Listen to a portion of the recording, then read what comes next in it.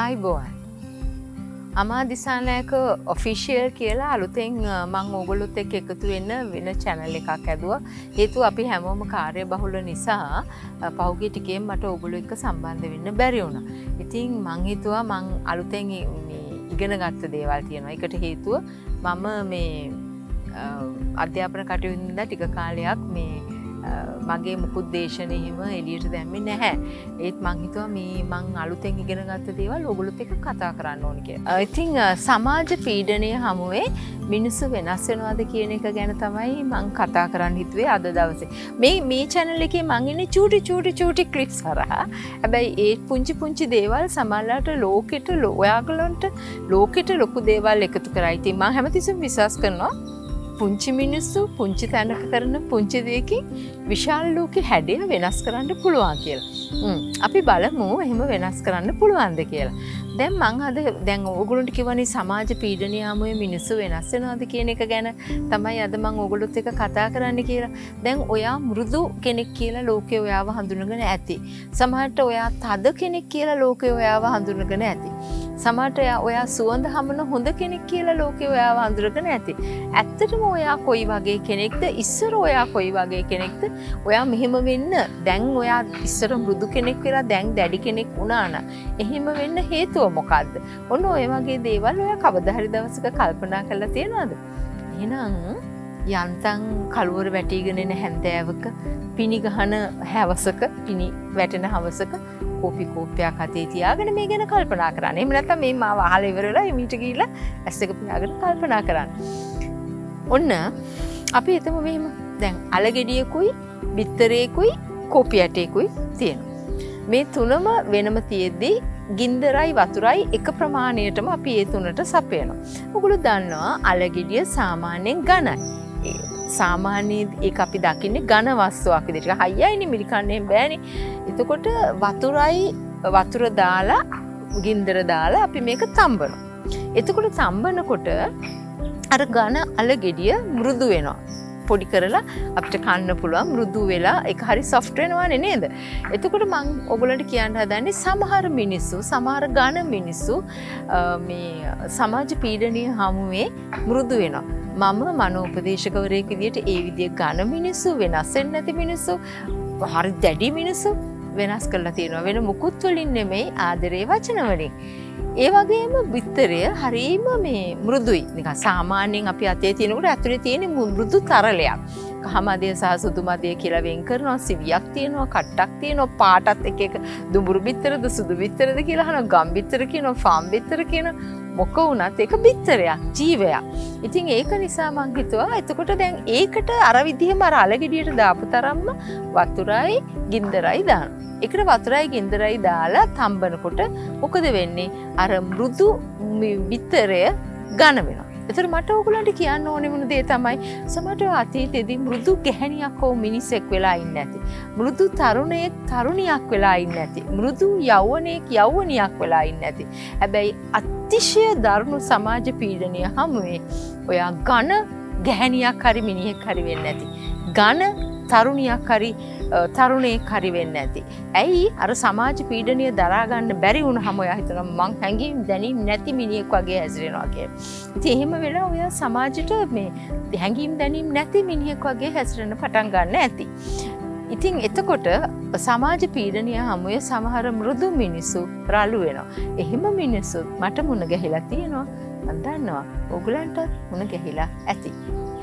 ඊළඟට මං කිව්වා කෝපි ඇටයක් ගැන. දැන් කෝපි ඇටේ තියෙන විශේෂය මොකද්ද? කෝපි ඇටේටත් අර වතුර ප්‍රමාණයම දාලා අර ගින්දර ප්‍රමාණයම දාලා රත් කරනවා. දැන් එතකොට ඕගොල්ලන්ට හිතෙන්නේ මොනවද? ඔහොම ඉන්න ගමන් හොඳ හුස්මක් ගන්නකො මෙන්න මේම කියලා. ඔන්න ඇස් එක වහගෙන හුස්මක් ගන්නකො කෝපි සුවඳක් එනවා නේද?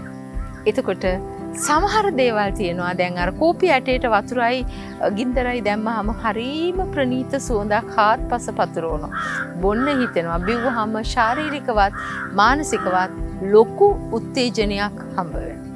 ඉතින් මට ඕගොල්ලන්ට කියන්න ඕනේ සමාජ පීඩනය හමුවේ ඝන මිනිහෙක් මෘදු වෙන්නවත් මෘදු කෙනෙක් ඝන වෙන්නවත් වෙනවට වඩා කෝපි ඇටයක් වගේ වෙන එක හොඳයි. ඇයි?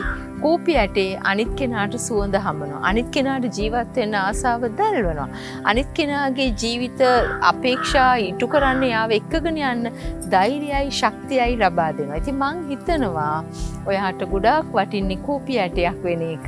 ඒක නිසා අනිත් මිනිසුන්ගේ හිත සනසන ප්‍රණීත සුවඳ වහනය වෙන කෝපි ඇටයක් වගේ වෙන්න උත්සාහ කරන්න. එතකොට අපිට කාටවත් සමාජයට බරක් නැහැ. අපි කවුරු හරි ජීවත් වෙන්න ඕනේ සමාජයට බරක් නැති මිනිස්සු විදියටනේ.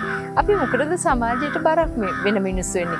මම මුකුත් කරන්නේ නැතුව අනිත් කෙනා කරන දෙයට බැන ඇවිදලා වැඩක් නැහැ. අපෝ මාර වැඩක් නේ කරේ මෙහෙම කරානේ අරම කරානේ කියලා. මට සින්දුවක් කියන්න බෑ. හැබැයි සින්දු කියපු මිනිස්සුන්ට බැන ඇවිදිනවා.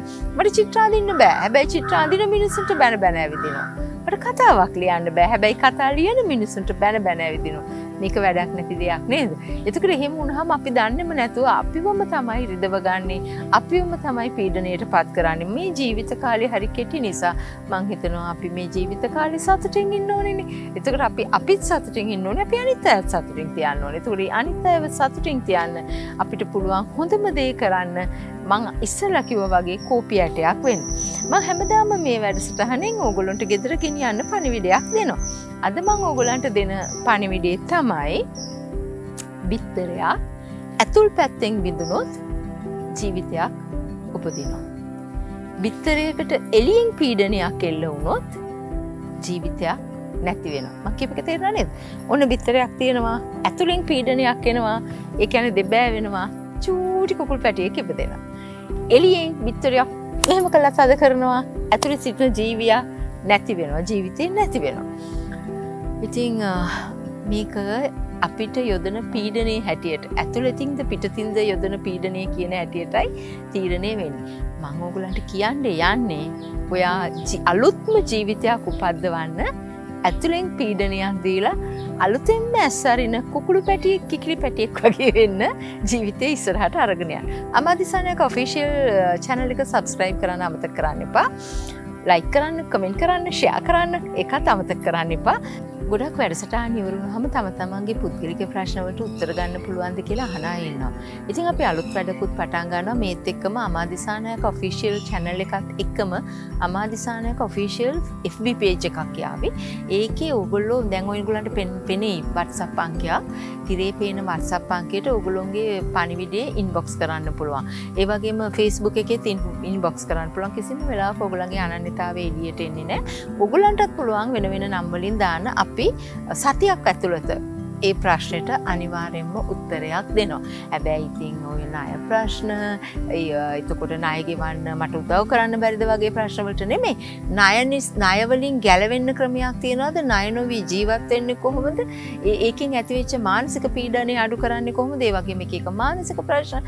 එතකොට එක එක්කෙනා වැහිලා, එතකොට ඔය එහෙම කතන්දර අපි ගොඩක් සමාජයේ දකිනවා. සම්බන්ධතාවල ගැටලු, ලිංගික ප්‍රශ්න, එතකොට ලිංගික සම්බන්ධතා ගැන තියෙන ගැටලු, තමන්ගේ සිරුර වැඩෙනකොට ඇති වෙන ප්‍රශ්න, ආගම මේ ඉගෙනීම ගැන ඇති වෙන ප්‍රශ්න, ඒවා අපි කතා කරමු නේද? අපි එක එක්කෙනාට තියෙන ප්‍රශ්න එක එක විදියයිනේ.